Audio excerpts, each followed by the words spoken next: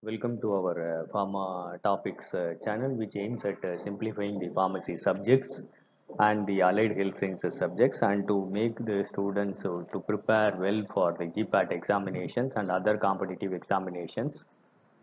Today, our topic of discussion is anti-helminthic drugs. There are different kinds of worms which we have to understand before entering into this chapter. The first category of worms is trematodes. Basically, there are different types of trematodes like Schistosomia hematobium, Schistosoma intercalatum, Schistosoma mansoni, and Schistosome japonicum. And these are basically flukes, blood flukes, and there are liver flukes such as Fasciola hepatica. For these worms, actually, the snails are the reservoirs, are intermediaries for this infestation. When the humans consume the infected material from the snails or the intermediary hosts, they get this worm infection. The next category is cestodes. The cestodes include the tapeworms, Taenia saginata, which may be from beef, Taenia solium, that is pork tapeworm, Echinococcus granulosus, which is dwarf dog tapeworm, and Hymenolopus nana, that is dwarf tapeworm. Among these things, the pork and beef tapeworms, they infest the humans when uncooked or which is not properly cooked food. When they consume that beef or pork, they get this infestation, and it causes neurocysticercosis or ocular cysticercosis, where the cysts are consumed and they infest the ocular system or neurological problems will occur. The next category is nematodes, or they are called roundworms. There are different types of worms in this. Ascaris lumbricoides, which is a more common roundworm infection which occurs in children. Ankylostoma duodenale, they are hookworms. Trichuris trichura, which is a whipworm. And Enterobius vermicularis, that is a pinworm. And a separate category of nematodes which infest the tissue and the vascular bed are called filarial infestations, which is elephantiasis, occurs by, that is called lymphatic filariasis, that occurs in the African region by Wucheria bancrofti, Brugge malay, Brugia timori, Lolo, Onchocerca volvulus, and Mansonia species.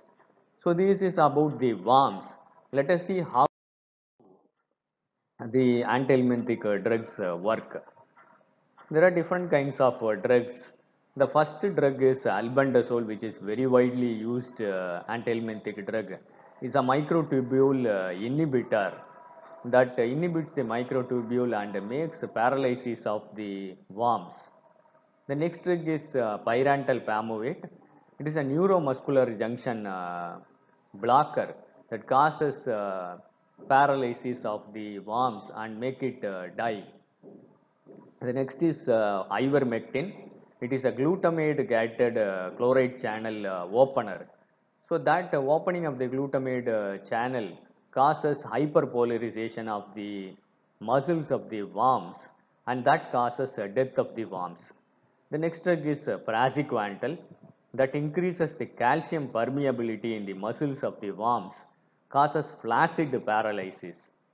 And the more important drug is diethyl carbamazine, which is there in the market for several years. It causes vasoconstriction of the blood vessels where the worms are infested, both in the host as well as in the worms, and that increases the penetration of WBCs to that area, and that augments the innate immunity to clear the microfilarial worms present in the vascular bed and the tissues. So let us see about albendazole. It is a beta tubulin inhibitor which also blocks the glucose uptake and immobilize the worms and make it die. Its spectrum is, it is given for nematode infestations like Ascariasis, whipworm, Echinococcus, and cysticercosis.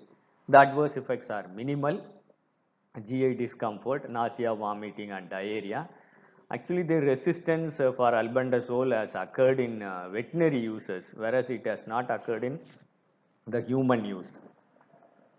The next drug is pyrantel pamovate. It activates the nicotinic acetylcholine receptors. The spectrum is for nematode infections such as hookworm or pinworm infestations. Adverse effects are minimal and GI discomfort. The next drug is a very widely used ivermectin. It increases the chloride permeability, causing paralysis of pharyngeal muscles. It's a broad spectrum antihelminth given for strongyloidiasis, onchocerciasis, Wucheria infestations, Lolo and Brugia, Malay infestations. The adverse effects are minimal, and the uncommon adverse effects are constipation, diarrhea, and vertigo.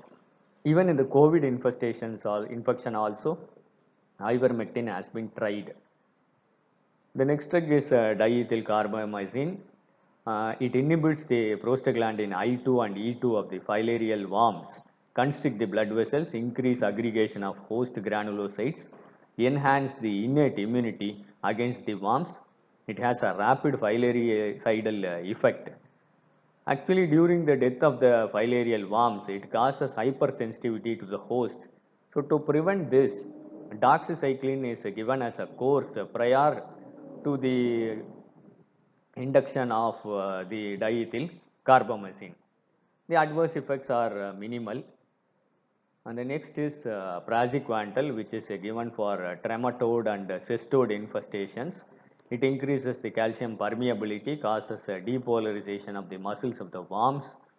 Its spectrum is for tapeworms and flukeworms, schistosomias, and tinea infestations. The same adverse effects GI discomfort. If praziquantel is not tolerated, they can go for niclosamide or bithionol. They are alternatives to praziquantel.